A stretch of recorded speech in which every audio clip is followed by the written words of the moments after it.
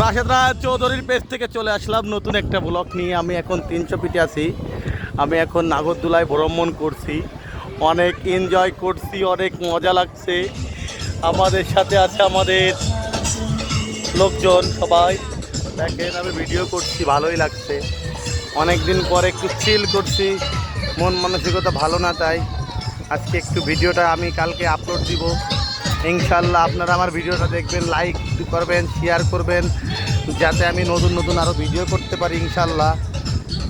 আল্লাহ পাকের রহমতে আমি ভিডিওগুলো করি আপনাদেরকে দেখানোর জন্য। আমি বাচ্চাদের মতো হয়ে গিয়েছি এখন, বাচ্চাদের সাথে আমি নাগরদোলায় ঘুরছি, অনেক এনজয় করছি। আস্তে আস্তে গতি বাড়ছে, খুবই মজা লাগছে ইনশাল্লাহ। আল্লাহ পাকের রহমতে ঘুরছি, খুবই ভালোই লাগছে। এটা অনেক সুন্দর একটা চুরকি। এগুলো অবশ্যই আগে ফ্যান্টাসি কিংডম এইসব জায়গায় ছিল, এখন সব জায়গায় আছে ইনশাল্লাহ। ঘোরাঘুরি করছি, খুবই ভালোই লাগছে ইনশাল্লাহ। আল্লাহ পাকের রহমতে আল্লাহ যেন সহি সালামতে এটার থেকে ঘুরিয়ে নামাতে পারে ইনশাল্লাহ। সেই রিলসটা আপনাদের সাথে শেয়ার করব।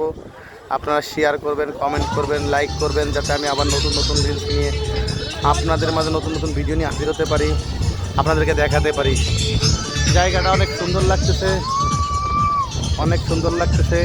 গতি বাড়ছে আরও ইনশাল্লাহ, অনেক অনেক গতি বাড়ছে, অনেক দেখতেছি, ভিডিওগুলো করতেছি, গতি বাড়তেছে শুধু খালি আস্তে আস্তে।